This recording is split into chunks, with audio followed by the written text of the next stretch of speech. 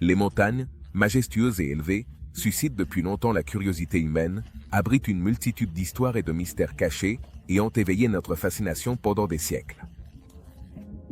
Embarquons pour un voyage afin de découvrir 15 découvertes captivantes déterrées de ces terrains impressionnants. Numéro 15. Pedra da Gavea. En nous déplaçant vers la forêt de Tijuca, à Rio de Janeiro, au Brésil, nous avons la Pedra da Gavea. Une montagne monolithique qui se dresse comme un majestueux sentinelle sur l'océan. Cette montagne, composée de granit et agréable, atteint une altitude de 844 mètres, ce qui en fait l'une des montagnes les plus hautes du monde à se jeter directement dans l'océan. La Pedra da Gavea est une merveille géologique. Son sommet plat est recouvert d'une couche de granit de 150 mètres d'épaisseur, datant d'environ 450 millions d'années. La partie inférieure de la montagne est en gneiss, qui est encore plus ancienne, avec 600 millions d'années. La montagne s'est formée par des roches granitoïdes néoprotérozoïques plus jeunes et de fins digues de diabase crétacées, qui ont intrusé les roches métasédimentaires mésonéoprotérozoïques plus anciennes. L'une des caractéristiques les plus intrigantes de la Pedra da Gavea est un visage humain stylisé sur sa face nord, créé par la météorisation différentielle. Certaines personnes affirment voir une inscription sur une autre face de la montagne, mais la plupart des géologues et scientifiques s'accordent à dire qu'il s'agit probablement du résultat de l'érosion et de la pareidolie, un phénomène où l'esprit perçoit un motif familier là où il n'en existe en réalité aucun. Numéro 14. Les manuscrits de la mer Morte. Imaginez déterrer un trésor d'anciens manuscrits religieux juifs et hébreux cachés pendant des siècles. C'est l'histoire des manuscrits de la mer Morte, découverts entre 1946 et 1956 dans les grottes de Qumran, près d'Enfeshka, sur la rive nord de la mer Morte. Ces parchemins, datant du IIIe siècle avant Jésus-Christ, au 1er siècle après Jésus-Christ, sont une pierre angulaire de l'archéologie, car ils offrent des informations précieuses sur l'histoire, la religion et la langue. Les rouleaux ont été découverts dans 11 grottes proches des ruines de Qumran, où l'on pense que vivaient les Esséniens, une secte juive connue pour son strict respect de la Torah et son attente d'un Messie. Les parchemins offrent une vision fascinante de divers textes. Tout d'abord, il y a les textes bibliques. Il s'agit des manuscrits les plus anciens conservés de livres entiers. Ultérieurement inclus dans les canons bibliques, comme la Genèse, l'Exode, Isaïe, les Psaumes et Daniel. Ensuite, il y a les textes deutérocanoniques et extra-bibliques. Ce sont des textes qui ne font pas partie de la Bible hébraïque, mais que l'on trouve dans certaines versions de la Septante grecque ou de la Vulgate latine. Ils révèlent la diversité de la pensée religieuse dans le judaïsme de la fin du Second Temple et apportent des idées sur des sujets tels que l'angélologie, l'eschatologie, la cosmologie et la loi. Enfin, nous avons les textes sectaires. Ces textes reflètent les croyances et pratiques de la communauté de Qumran ou d'autres groupes similaires. Numéro 13. Le peuple viking perdu. En Norvège, un pays rempli d'histoire et de récits vikings, un village viking caché a été découvert en haut des montagnes. Lars Pilot a dirigé l'équipe qui a fait cette découverte étonnante. Cette équipe fait partie d'un projet appelé Secret de la glace, dirigé par le comté d'Anandi. Auparavant, ils avaient trouvé de nombreux objets vikings le long d'un sentier de montagne, comme des vêtements de traîneau et des objets de l'intérieur des maisons. Ils ont suivi le chemin jusqu'à une vallée puis ont continué vers l'ouest, où ils ont vu des signes de beaucoup de trafic piétonnier. Ils ont alors trouvé les restes de quelques bâtiments cachés parmi des buissons épais. Après avoir déplacé quelques buissons, ils ont découvert un total de 21 bâtiments qui constituaient autrefois un village viking. Ce village était actif entre les VIE et le Xe siècle. Les bâtiments qu'ils ont trouvés étaient des habitations, des granges, des ateliers et des entrepôts. Certains avaient même des cheminées pour cuisiner et se réchauffer. L'équipe a également trouvé des indices que les habitants du village étaient des agriculteurs, des chasseurs et des métallurgistes. Ils ont supposé que les Vikings ne vivaient dans ce village que pendant certaines périodes de l'année, tout en voyageant sur le chemin de la montagne. Il est possible que ce village ait été un lieu pour échanger des marchandises, se reposer, ou une base d'opération pour les Vikings lorsqu'ils partaient piller des lieux proches. Numéro 12 Aramumuru. souvent connue sous le nom de Porte des Dieux, est une formation rocheuse intrigante située près de la frontière péruvienne avec la Bolivie. Elle est proche du lac Titicaca, connu pour être le lac navigable le plus haut. La formation peut être décrite comme une importante pierre lisse d'environ 7 mètres de côté. La pierre est unique en raison de son entaille en forme de T, d'environ 2 mètres de haut et 1,5 mètre de large. Et il y a une petite dépression circulaire à la base du T. Ses origines et son but restent en grande partie un mystère. Les experts spéculent sur la possibilité que les Incas aient été en train de créer un sanctuaire ou un sépulcre et les laisser inachevés. D'autres proposent qu'il pourrait s'agir d'un lieu sacré pour des rituels célestes liés au soleil, à la lune et aux étoiles. Le folklore local suggère que c'est l'œuvre d'une ancienne race extraterrestre de géants. Il existe un récit captivant sur un prêtre inca qui aurait utilisé cette pierre pour échapper aux envahisseurs espagnols. Selon cette légende, le prêtre possédait un disque d'or unique. Il a introduit le disque dans la dépression circulaire menant à la pierre, révélant un passage rayonnant. Il est entré dans ce couloir rempli de lumière et a disparu sans laisser de traces. Certains proposent qu'il a découvert une ville cachée où l'or abondait. Tandis que d'autres théorisent qu'il aurait pu traverser un royaume complètement différent. Il existe de nombreux récits de phénomènes particuliers associés à cette pierre. Les gens disent avoir vu des sphères lumineuses, entendu des bruits effrayants, ou avoir eu des hallucinations avec des êtres étranges. Certains affirment même être entrés dans la pierre et avoir ressenti la sensation d'être transportés à un autre endroit ou à une autre époque. Cependant, il n'existe aucune preuve scientifique pour soutenir ces récits. Numéro 11. L'hôtel sombre des Zeus. Caché à l'intérieur d'une montagne imposante de Grèce, nous avons récemment découvert un ancien secret d'un culte qui vénérait Zeus, le dieu grec du ciel et du tonnerre.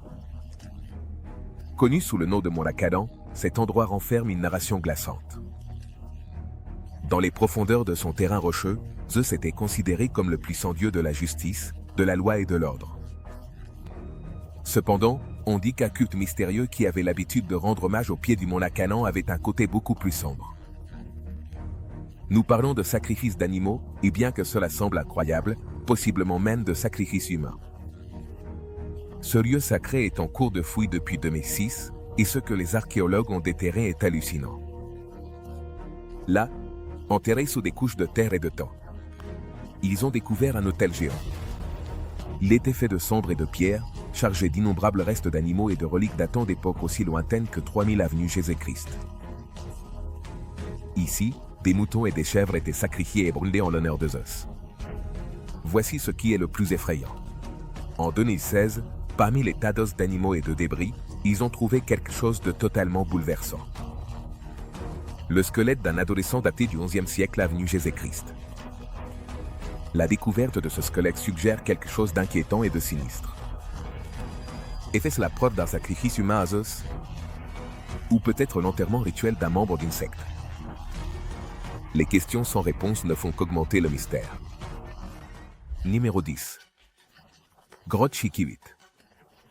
Connu sous le nom de grotte Chiquihuite, ce joyau archéologique est considéré comme un trésor potentiel de l'histoire du Paléolithique supérieur. Pourquoi est-elle si spéciale? Eh bien, parce qu'elle pourrait abriter des preuves de la présence humaine en Amérique il y a environ 33 000 ans. Située à environ 2000 mètres au-dessus du niveau de la mer et presque 1 kilomètre plus haut que la vallée qui l'entoure. La grotte a attiré pour la première fois l'attention des archéologues en 2012. À l'intérieur, un puits de sondage a révélé des histoires cachées enfouies dans la terre, des artefacts de pierre inhabituels. Cela a éveillé la curiosité du docteur Cyprien Ardeléan, de l'Université autonome de Zacatecas, qui, avec son équipe, a entrepris de nouvelles fouilles en 2016 et 2017. Leurs efforts inlassables ont porté leurs fruits, révélant 1930 artefacts de pierre, y compris des couteaux, des grattoirs et des pointes de flèches, reliques d'une civilisation du passé. La datation par radiocarbone des os d'animaux, du charbon de bois et des échantillons de sédiments, ainsi que la datation par luminescence, suggèrent que ces outils ont été utilisés et jetés il y a environ 2600 ans. Le plus fascinant est le matériau de ces artefacts, du calcaire noir et vert non disponible dans la grotte, mais qui, à proximité, portent des marques d'utilisation et de sélectivité avec des éclats indiquant qu'ils ont été façonnés par des mains humaines. Certains sont même des pointes transversales, révélant une technologie microlithique distincte de celle observée dans les artefacts d'autres sites. Cependant, dans cette mer d'informations, l'ADN humain reste difficile à trouver. Cependant, tout le monde n'est pas d'accord avec les implications des découvertes de la grotte de Chiquihuite. La croyance acceptée est que les humains ont foulé l'Amérique il y a seulement 13 000 ans, en traversant un pont terrestre depuis la Sibérie. Les découvertes dans cette grotte défient cette vision conventionnelle, suggérant de multiples migrations et une présence humaine beaucoup plus ancienne. Numéro 9. Grotte d'or. Choqquequirao, qui signifie berceau d'or dans l'ancienne langue quechua, est un spectacle inca, fascinant qui rappelle la grandeur de Machu Picchu. Cette merveille inca, qui s'étend sur 1800 hectares, dont seulement 30% à 40% ont été excavés, domine le spectaculaire canyon de la rivière Lapuramac. Située dans la cordillère de Vilcabamba, au sud du Pérou, la Choqquequirao a servi de refuge au fils du Manco du Soleil, l'Indien Yupanqui. Construite au XVe et XVIe siècle, pendant les règnes des dirigeants Inca Pachacuti et Tupac India Yupanqui, la ville fut le dernier bastion des Incas qui affrontèrent les envahisseurs espagnols. L'architecture laisse même entrevoir l'influence de la culture chachapoya, ce qui suggère la possibilité qu'ils aient participé à sa construction. Ici, vous trouverez une variété tentante de structures et de terrasses à différents niveaux. Il y a Saint-Chupata, un sommet nivelé entouré de pierres qui sert de plateforme depuis la place principale, où se déroulaient des rituels sacrés. Vers le Snow, une plateforme cérémonielle avec un siège en pierre taillé digne d'un dirigeant Inca. Le site est un témoignage de la grandeur Inca. Numéro 8. Les secrets de Toria. Les histoires tissées par les civilisations anciennes peuvent nous remplir d'émerveillement. Et il n'y a pas de meilleure histoire que celle de Toria. Située au cœur de la région de Messénie, sur la péninsule du Péloponnèse, Toria fut autrefois un phare animé de la culture grecque antique. C'est là qu'est né le célèbre historien Pilosi. Un affrontement monumental entre Sparte et la Messénie au X siècle avenue Jésus-Christ a eu lieu juste aux portes de Toria. Et la ville n'était pas seulement faite de batailles et de grands hommes. Elle était aussi un centre d'artistes, d'acteurs et de musiciens.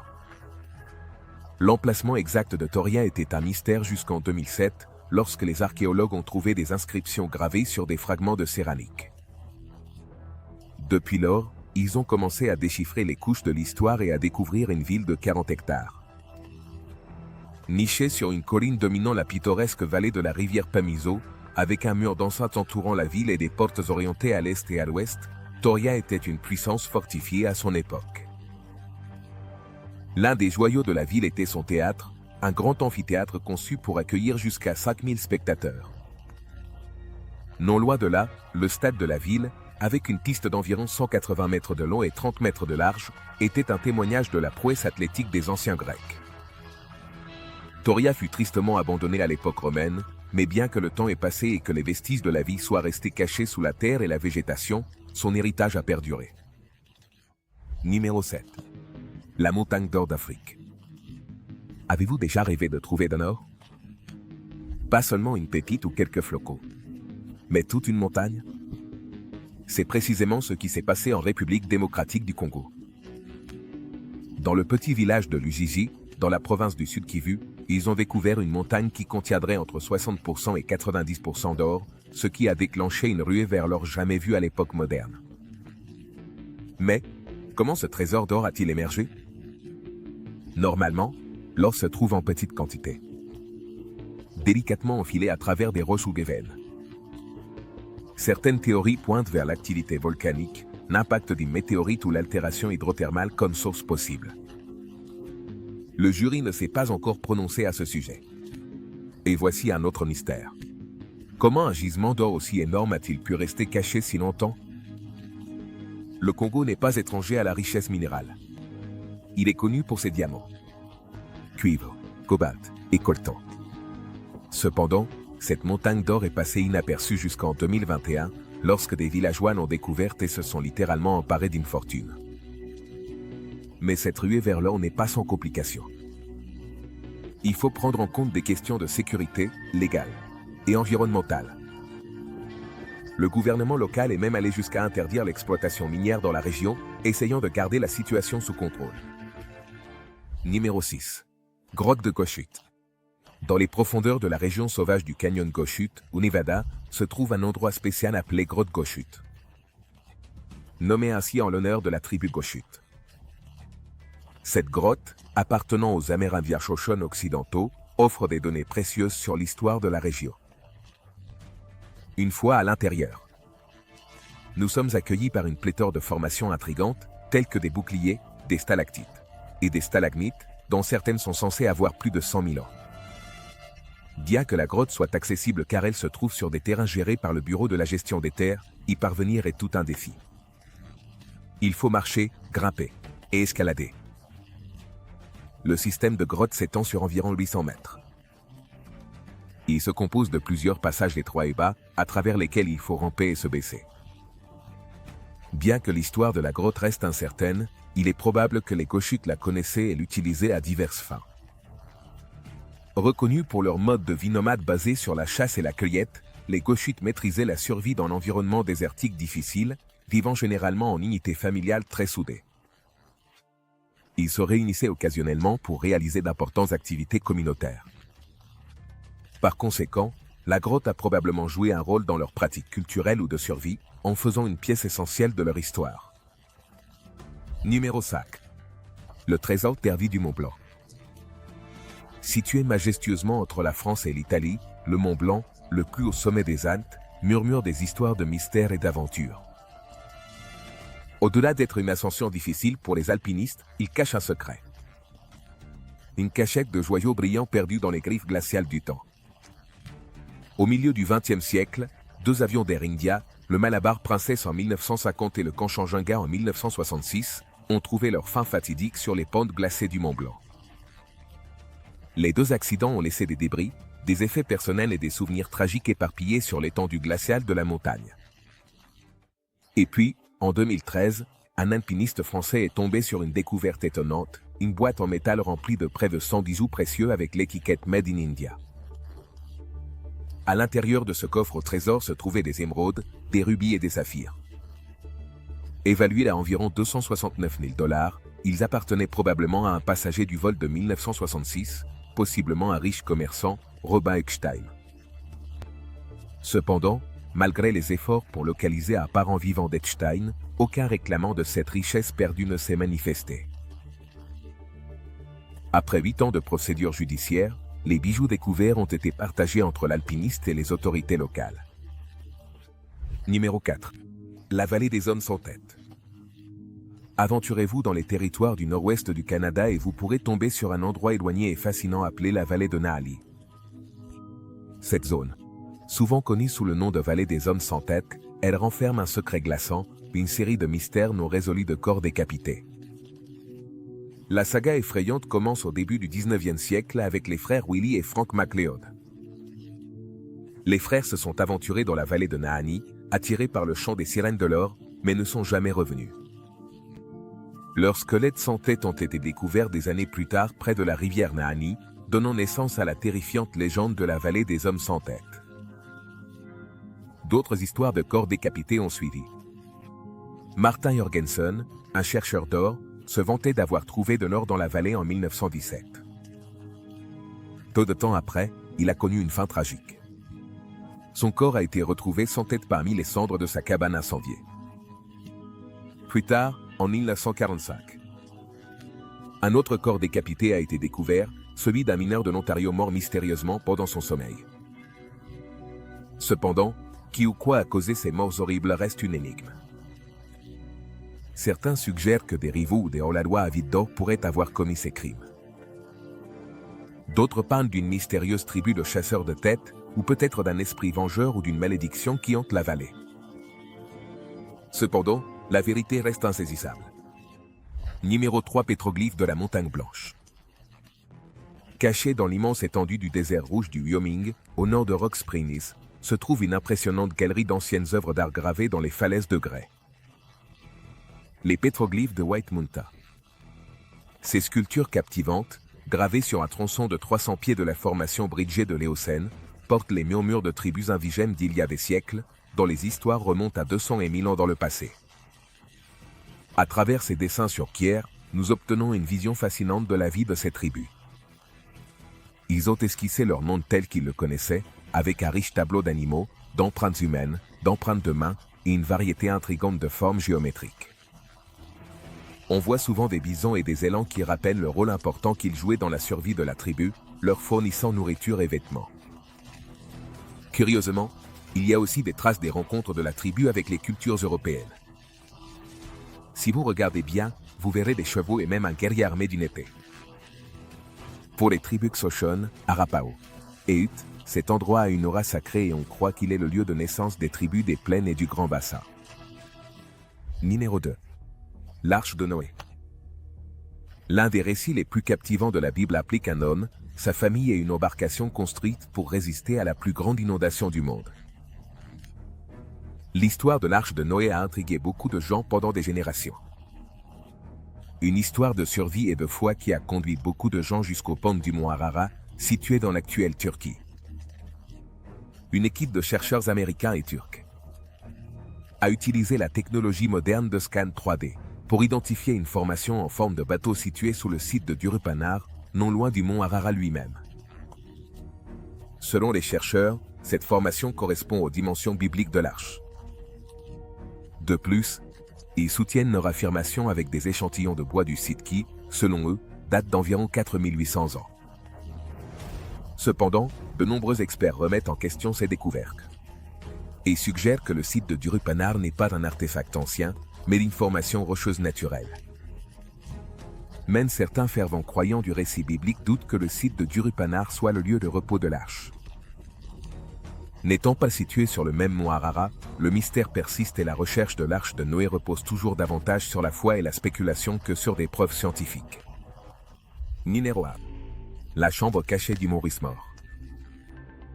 Quand on pense au mont Rushmore, dans le Dakota du Sud, il est probable que l'on imagine les visages colossaux sculptés de George Washington, Thomas Jefferson, Abraham Lincoln et Theodore Roosevelt. Mais ce monument emblématique cache quelque chose de plus qu'il n'y paraît à première vue. Une chambre cachée hors de vue. Connue sous le nom de salle des archives, la tête pensante derrière le célèbre monument, Utzon Borglum a conçu la salle des archives comme une capsule temporelle de l'histoire et de la culture américaine. Cette salle secrète, prévue pour être nichée derrière la tête de Lincoln, contiendrait des documents et des artefacts essentiels qui raconteraient l'histoire des États-Unis aux générations futures, voire à de possibles visiteurs extraterrestres.